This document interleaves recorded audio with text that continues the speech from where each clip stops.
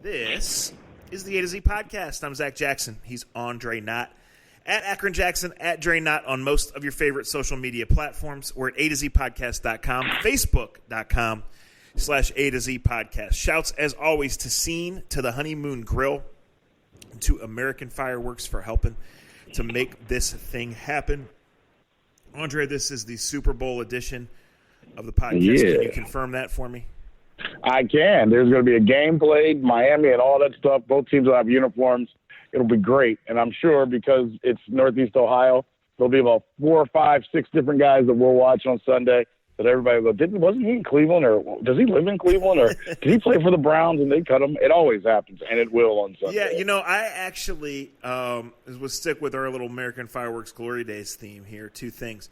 I actually wanted to write a story about Travis Kelce's high school basketball career around the Super Bowl. But, obviously the Browns have made this the longest month ever, so that hasn't happened. Well, you could do him. I mean, and this is off the top of my head. You could do the Raheem Mostert kid because he was in Cleveland. Just his story is unbelievable. And he's married to a Cleveland girl. And I want to say he still, lived in Westlake. His story is really cool. The Shanahan part of it is what it is. You can go to the Tyrann Mathieu story is great, even though he's got no Cleveland connection. But the LSU connection and just how he goes from being the Honey Badger and having just his life crumble to becoming this guy everybody says is a stand-up dude. There's a Frank Clark element to the Super Bowl, being a Glenville kid and going through some of the stuff he's gone through. There's all kinds of stories that are there, but like you said, in our town, it's hard to get to the depths of the real stories because there's always something going on in Berea. Yeah. So, what comes to mind? Let's play some Glory Days, sponsored by American Fireworks, as always. If I say a Super Bowl that takes you back, whether it could be recent, it could be the first one you remember. Yeah, I mean, first couple of things that come up to my head are pretty I know I've brought it up on the podcast before, but the first Super Bowl that comes to my mind, and I remember a lot more, but it would be Marcus Allen zigzagging back and forth against the Washington Redskins. And I want to say that was 83. I could be off, a year or two. It's right around then, but, yeah. That one just jumps out to me because it's just one of the first ones I remember. I was only 5, 6 years old, but Marcus Allen became my favorite player. 32 became my favorite number. I think they were the Oakland. They may have been the Oakland. They were LA, they may have been the LA Raiders in this. In that, it doesn't matter, but it kind of plays into they won't be whatever the hell they were last year. The next time they play a football game. So I remember that one. I remember the Dolphins versus the 49ers in Joe Montana, only because I had the chicken pox, and I remember my family was all going to have a party. And I remember they put all the sick kids in one house and made one parent stay with them. And then everybody else in our family went to another house to watch the game. I'll never forget that. So those are just 2 quick ones that come to my mind. It was we're still having this party and we're still watching the Super Bowl. We're just putting all the sick kids at one house and everybody else is going to go somewhere where there's no sick people. So somewhere in my parents' house is a picture of a young Zach, 5 or 6 years old, bright blonde hair, mushroom cut, wearing a tiny Dan Marino jersey. And that one you mentioned is the first one I remember. So I obviously don't remember the game. I remember it coming on, I probably was asleep before halftime. Right. I think they probably started then before they do now. I don't know.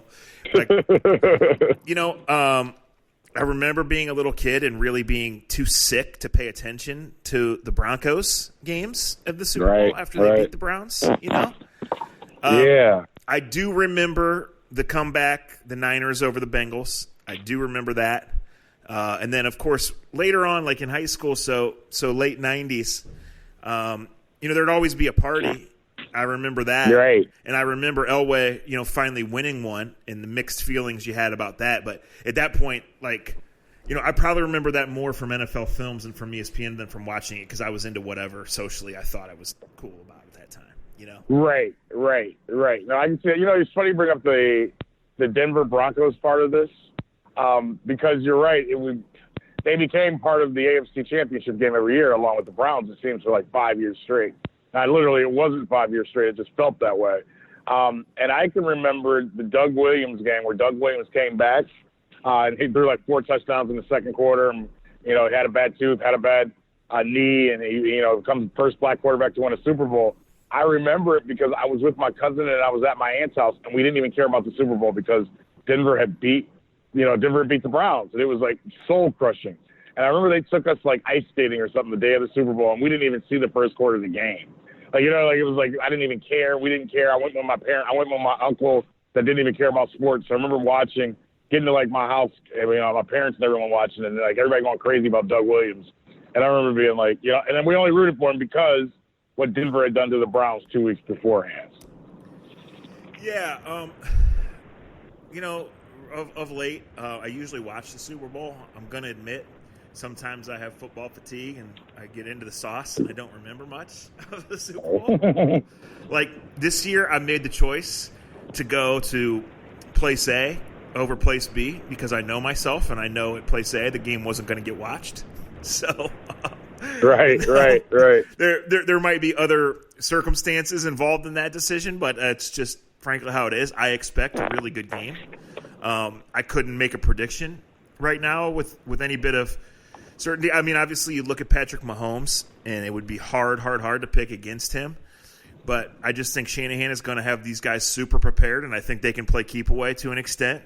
And if the defense can make a couple plays, I don't see Kansas City running up 38-42 points. I could be wrong again. I have been before. So, I'm looking forward to the chess match. You have two really good play designers and play callers. You have two teams that have obviously been hot. And in sticking with the Glory Days theme, I kind of feel like I should have gone back to the beginning of the month when someone posted the picture on Twitter of the 49ers end zone, and they went to the classic scheme. If you're around our age and you saw that, you should have known right there that the Niners were going to win the NFC Championship. Yep. I totally agree. The chess match of this matchup, to me, is phenomenal. I think as a storyteller, I think the roles and the stories you can tell are great as well because whether you've been a Philadelphia Eagles fan or a KC Chiefs fan, the Andy Reid factor of this game I think is huge. Not just because he is, but he comes off as your roly-poly uncle, the fun uncle that you go hang out with that, you can eat all the donuts you want with and everything else. But the guy has been right. But he's been an unbelievable offensive mastermind. What he's been able to do, I think of some of the offensive years and some of the offenses he's had, going all the way back to what he did with Donovan McNabb. How he took on T.O. and took him to the Super Bowl that year, and then T.O. breaks his leg. That was the last time he was there. Then he loses his son, which was an awful year. Bringing Michael Vick back, which I know some activists want to get in line and yell with PETA right now, but it was a second chance, and it was a great story. Maybe one of the best offenses ever at one time before that. Just what he did with Alex Smith and now what he's done with Mahomes, I just find his journey to be pretty neat, to be pretty cool. No matter who he's had, whether he's using Brian Mitchell or whether he's using Kareem Hunt or whether he's using guys we've never heard of at running back. I just love how creative he is. And it'll be interesting to see if he's creative enough against this front four for the 49ers. And we can talk about Shanahan and all this other stuff. But, for once, a team took advantage of picking high in the draft and didn't say, well, we already got one of those. And they just kept taking the best player. The 49ers did not have to take Bosa, number 2 overall in the draft a year ago, right? They had D Ford. They had, you just look at the guys they have up front, Armstead. Like, they got all these first-round picks, but they said, Bosa is the best player on, that we have on our list. We're taking him. And it's made their defensive line dynamic. I love how they play. I like how both these teams play. I'm looking forward to this. The Mahomes part of the story is huge to me as well, only because leading up to the draft, and you know this better than anybody listening, I got to get some intel a little bit on Mahomes because of my baseball job, and got to kind of interview him and help them prepare him for the combine. And it's just been really cool to watch what he's become. I can say this: Josh Tomlin was probably the biggest Patrick Mahomes fan that's out there. And at the time, I remember when he was at Texas Tech, Josh Tomlin, who pitched for the Indians, former Texas Tech pitcher himself, went to the same high school as Mahomes went to. And I'll never forget, he pitched the day of the draft, of the NFL draft. And he told me, Zach, up and down, they better take, talk about the Browns, they better take Mahomes. They better take him. He'd be the best thing that they've had since Bernie Kosar or whoever the hell was their quarterback when they won games. Josh Tomlin's quote. So the draft starts. Tomlin, being a good baseball player and a good teammate, didn't watch on my iPhone or my, like everybody else does. Waits till the game's over, gets out of the game. I go in the clubhouse. We're talking about whatever, and he yells at me, Dre, who took Pat? Who took Pat? And when I told him it wasn't the Browns, I'll never forget Josh Tomlin going, well, they're just going to be fucking losers again for 15 more years. And everyone kind of chuckled, and he didn't. And you got to know Tomlin to know his sense of humor. But his sense of humor was real. He was like, look, this kid is going to be legit. He's like, I've known him since he was 15 years old. He could have been a starting shortstop in the big leagues. He can be a quarterback. He's smart. He's going to work his ass off. I've watched him work out. And it was just cool to see a big league. And like, look, we know how sports go, and we all have this. Guys that are from our high school, guys that are from, where we're from, you pull for a little bit more. But I've never seen a big leaguer just be so in a guy's corner the way Tomlin was for Mahomes. And to watch Mahomes become everything Josh Tomlin told me and do it so quickly, I know it's cool for the people in that little Texas area that they're from. And I know Josh Tomlin can't wait till, 6 o'clock on Sunday to root for him because that kid has been phenomenal. And it's crazy because all the stories this week are, hearing how their GM now, not John Dorsey, but the GM they have now, saw Mahomes play his sophomore year and was like, that's our quarterback. And how they, prepared to get him, and they got him. And 3 years in, we're talking about him being the best player in the NFL. That's unbelievable to me, but it's a really cool story. Senior Bowl bar discussion. Patrick Mahomes, over under 3.5 Super Bowls.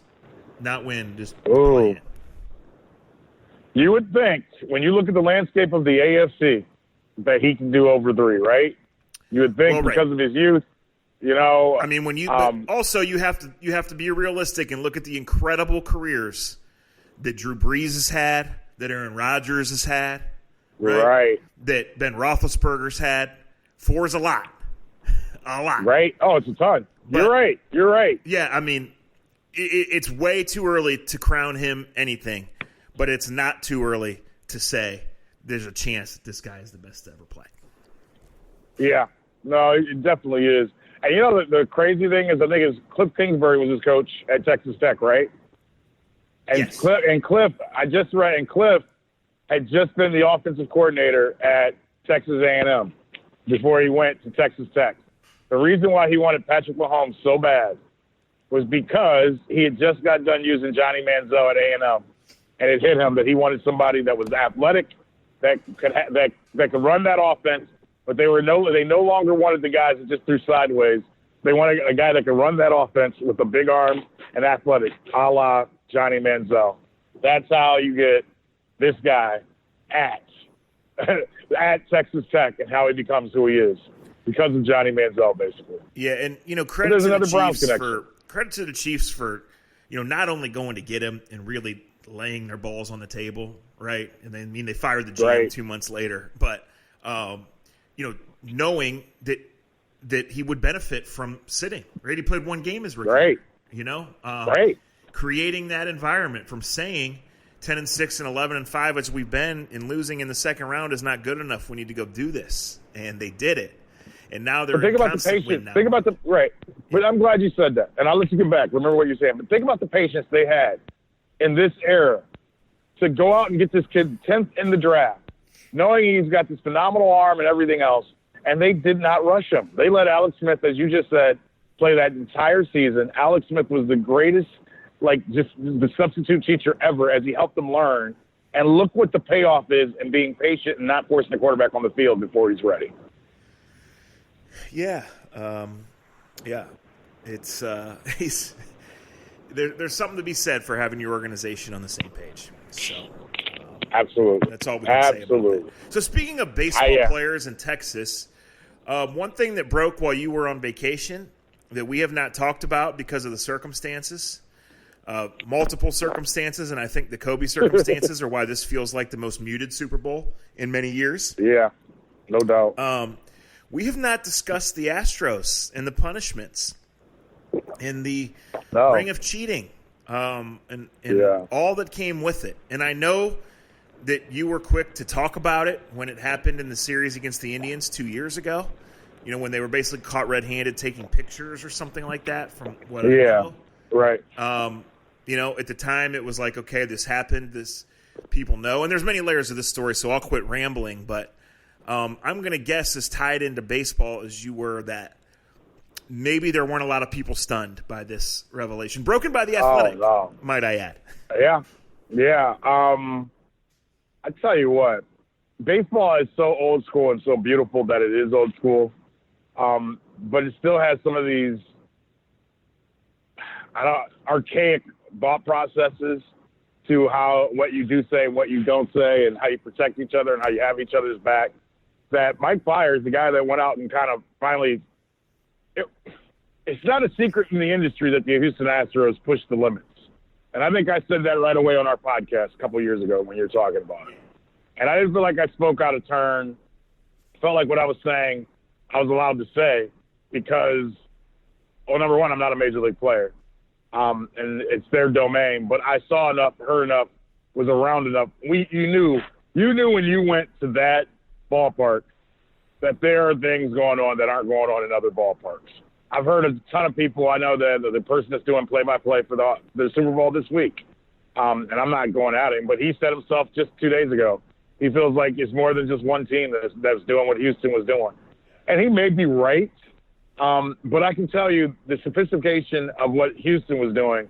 I can tell you the team I'm around and the teams that the ballparks that I go to all the time in the AL Central, they weren't doing what Houston is doing. And like I said, you went to Houston and it was like going to New England. I know one of our listeners kind of tweeted me something like that when they went off the story I told them when we were in, New England and Willie McGinnis, telling everybody erase everything on the board, take all your shit because they're going to look at it and find it. And it was a little bit like that in Houston. And because of the relationships I have with certain Indians, certain pitchers, I think the weird thing was you knew that they were doing something. You couldn't pinpoint exactly how they were doing it. I thought it was weird that you got guys attacking Mike Fiers for telling the truth. But I thought what Mike Clevenger said afterwards, and I don't know how much you heard of it, but he did it on Momentum, the place that Trevor Bauer has for media now. But he said something that made me that it pissed me off because it sucked because you had a good team losing. Look, they've got great players, the Astros, and they can win without all the bullshit.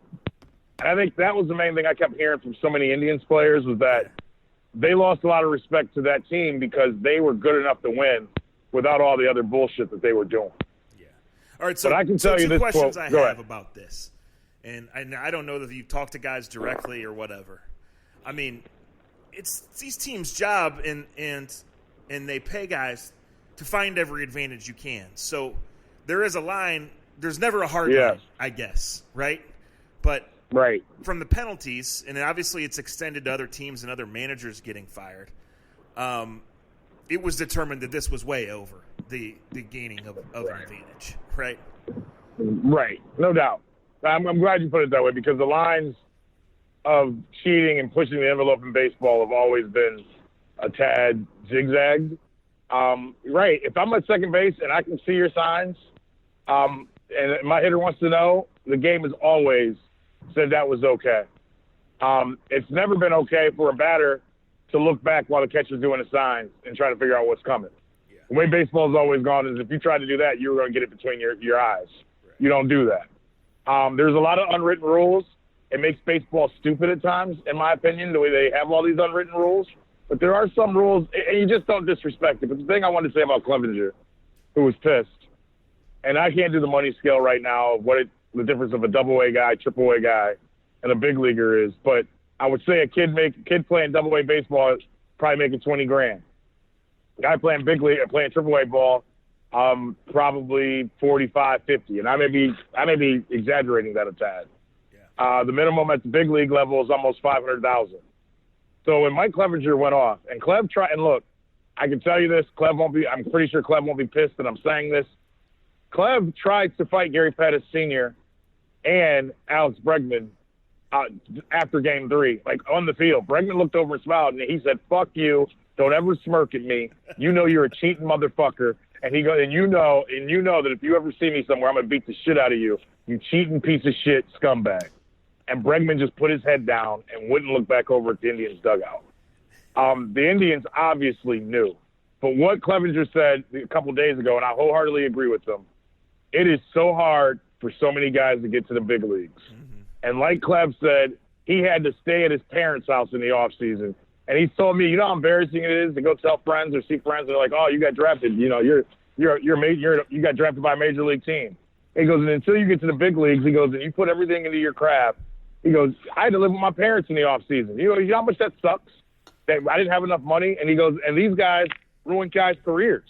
There are guys, and I know The Athletic has done a good job, and other newspapers have done this, but there's a ton of young pitchers that came up from AAA, and they had their cup of coffee, and they got their tits lit up in Houston, and they never got an opportunity again. And the Clevenger into a lot of young guys, that is not how the brotherhood of baseball is supposed to work. So that's what pisses off a lot of guys. The other thing is this, and I'll say it, and I'm not saying it because he's been traded away, but Corey Kluber is the one where I knew something bad was happening. Because Kluber, matter of fact, like 3 years ago, simply said to me when we knew that something else was going on, Kluber said something so simple, so Kluberish, that you knew it was true. He basically said, I don't have the direct quote, but he said to me, and it was with myself, Tomlin, and maybe Yan Gomes, he goes, I know something is going on because I've never seen a team lay off my curveball or slider the way this team lays off my curve and slider when we're in this ballpark. And now it's, and here's the thing. They got busted with the whole trash can thing. That's not all that they've done. They were an organization that, and for better or worse, and I'm not killing them, they were a balls-to-the-wall organization, Zach. And it's kind of come out in the last 6 months. They kind of didn't put any restraints or rules upon their organization and how to win, whether it was through technology, whether it was physical. There's other things. Trevor Bauer is hinted at other things that the pitchers are doing to get their spin rates up. Not my place to tell what he thinks is going on. That'll come in due time. I think the Houston Astros are a bunch of cheaters. I think the repercussions that have come down, $5 million to a billionaire business that won a World Series, went to back-to-back World Series, is nothing. Getting rid of their manager kind of sucks. Getting rid of their GM probably is your $5 million right there.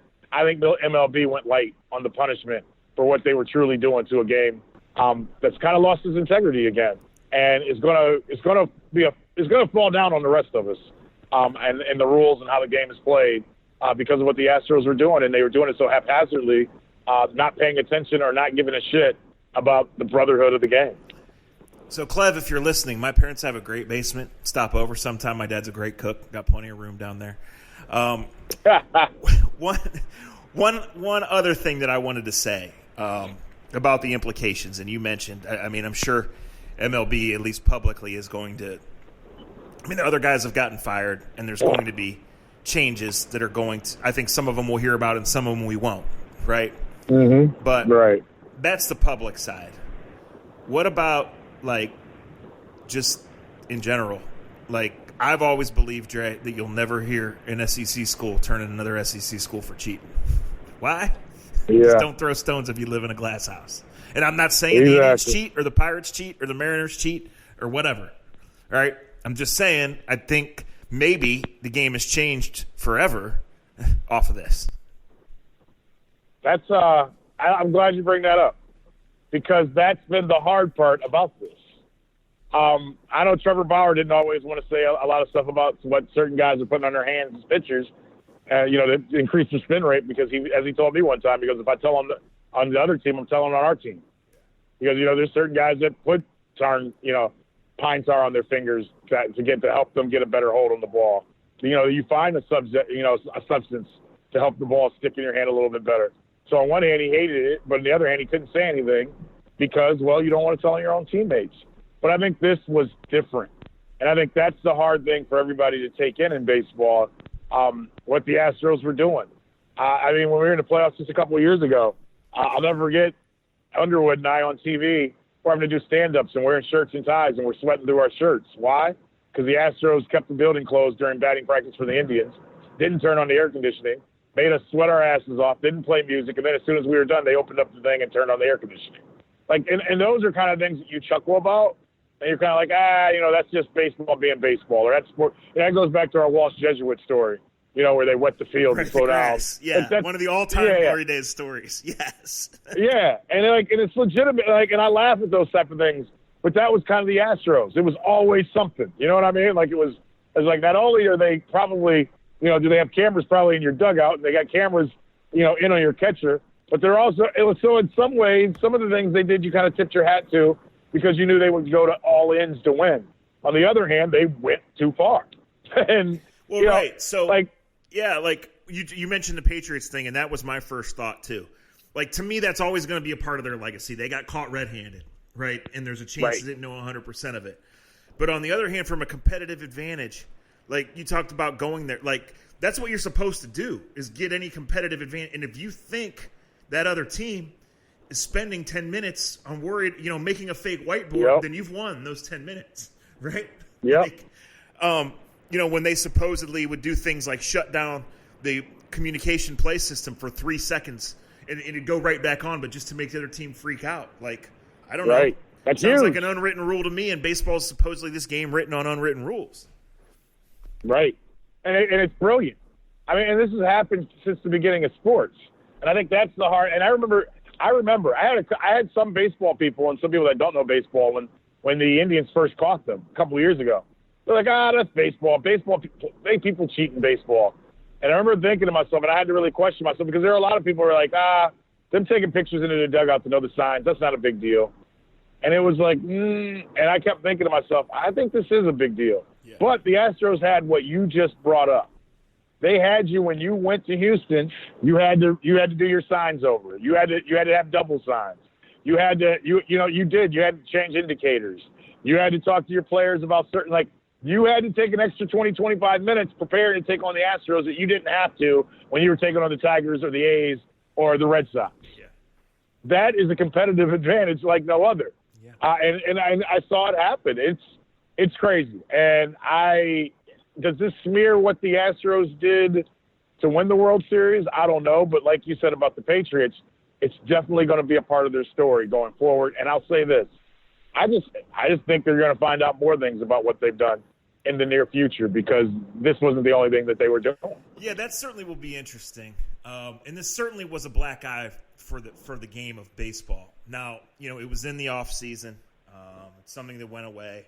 I think baseball is always a sport that has its fans, it has its purists. Nobody's ever going to win the standard arguments we have every year about baseball anyway, right? I can't sit here and say this is something that's going to cripple the game, right?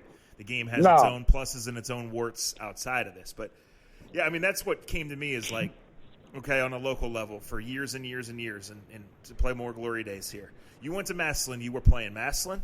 You were playing the good players. Officials. You were playing the live tiger, the fireworks in the end zone by American Fireworks. You're playing the 6 officials, and you're playing the wackos who will run on the field and attack the officials if they don't give them the calls, right? So you knew that coming in. If it's a 3-point game here, we got no chance. We got to beat this team, right? Like, Exactly. That's true. And I hope all Massillon fans that are listening, that is exactly what we were told on a bus before we left. Like, you knew that you were up against – and people said the same thing about going to St. V and playing football at St. V, that you had to beat West Market Street, you had to beat the bar behind West, either the Diamond Grill, you had to beat the officials, and then you had to beat a good team. And all those officials have died, but now they recruit new players at halftime. So.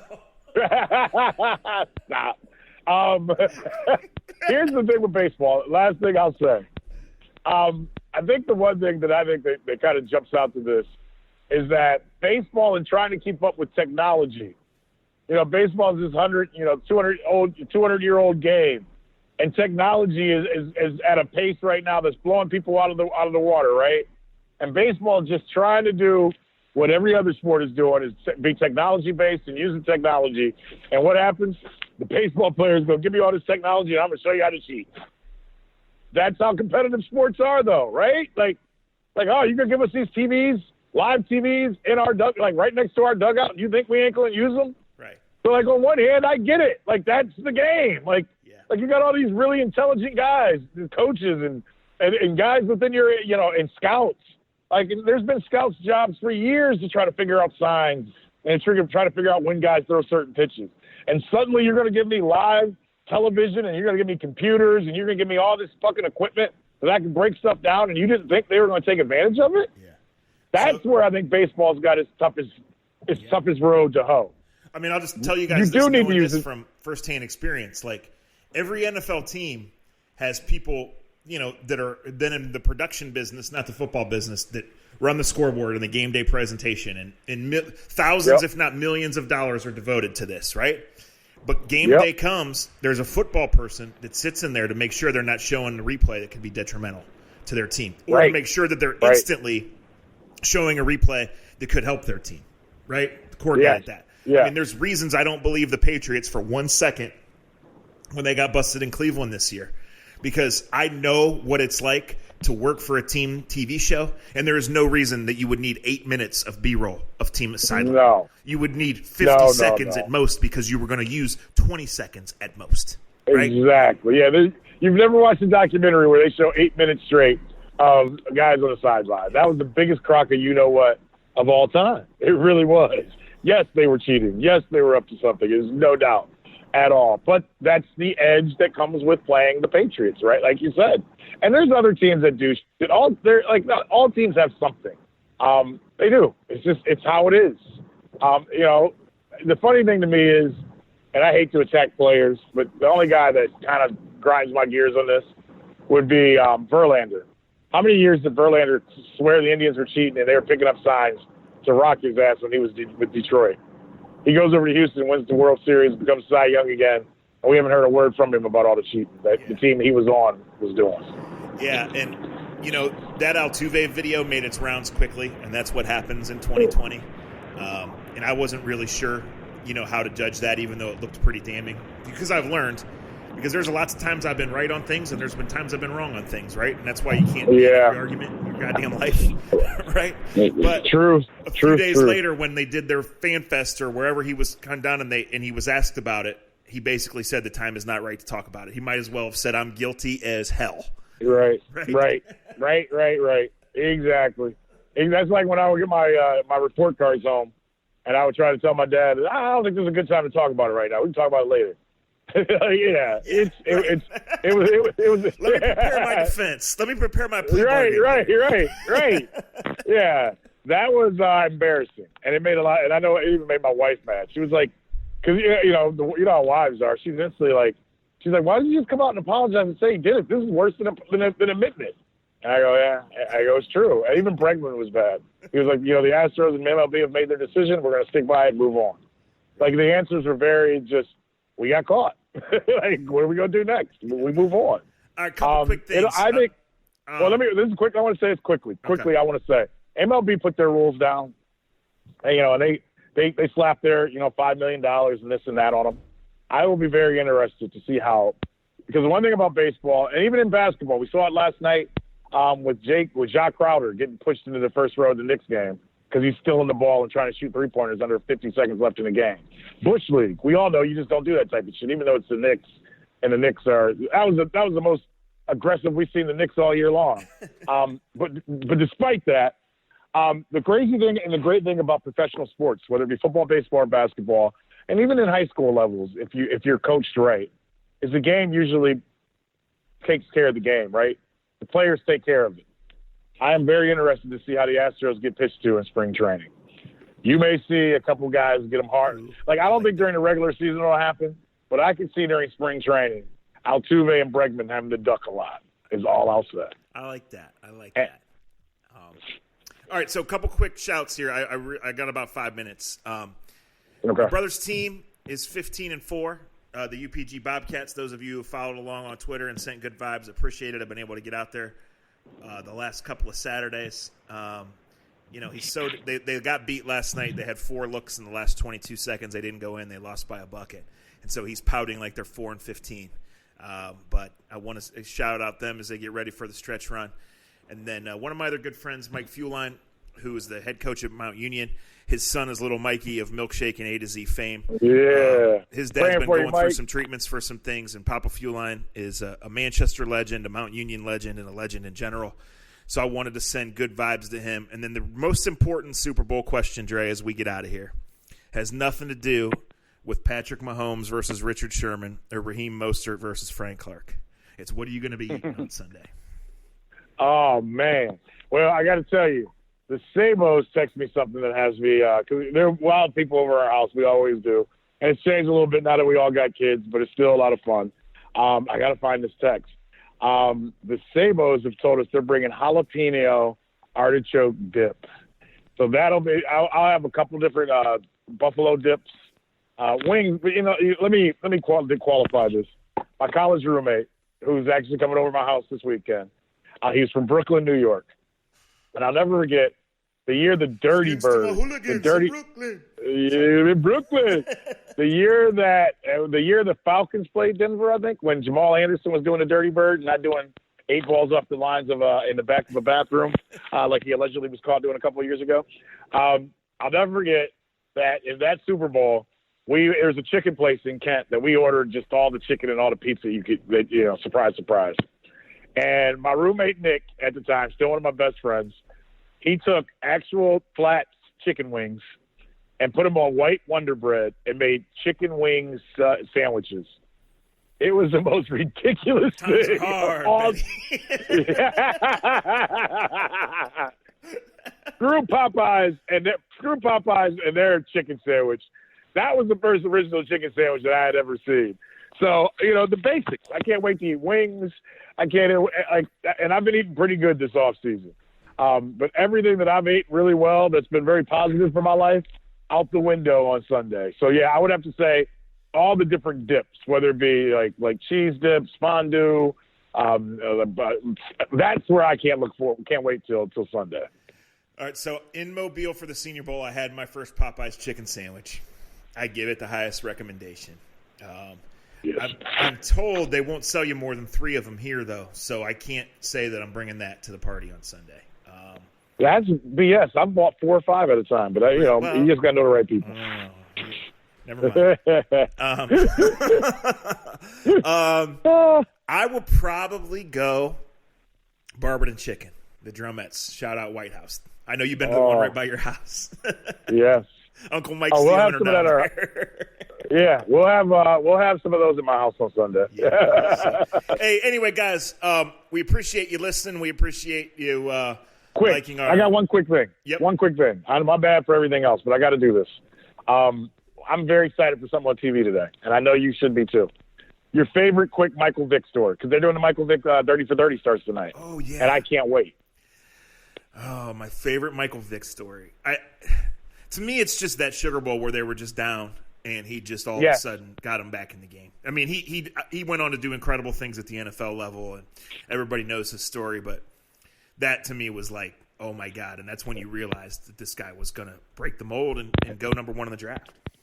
Him versus Florida State. It was unbelievable. Yep. Florida State had like 20 All-Americans, and Virginia Tech we had never seen in a game. Virginia Tech had Ben Taylor from Bel Air, Ohio. Right. Yes. They had been, his teammate I was at Kent with from Bel Air, yep. Jose Davis. And I remember all of us just going, what is, like Michael Vick was like, and this makes me feel old because in 97, 98, when that happened, we had never seen anything. And I don't think people our age get it.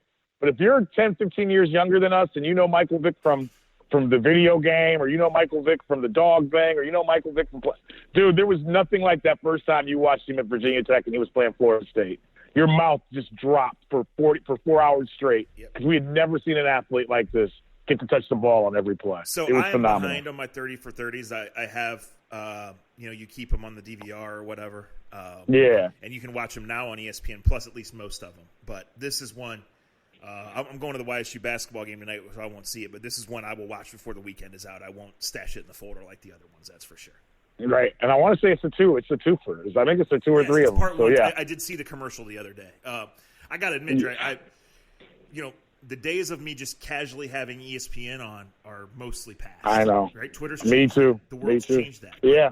This week with the Kobe coverage and the Super Bowl coverage, if I've been sitting around writing or just in general dicking around, I've had it on more over the last 4 days than I have in the last 3 years, probably. I am in the same boat. I just don't watch it the same. Hey, thank you guys. I don't know if you guys saw it. If you're not on Twitter or whatever else, or however you guys follow us, I know that the good people over at Scene Magazine, one of our sponsors, someone that's held it down with us for a long time. We existed before we came to here, but they've helped us grow. I don't know how this thing works. We're not the most advanced when it comes to technology and all that, but to hear the number that there's been over 1 million people that have downloaded the A to Z podcast, we say thank you. We appreciate it.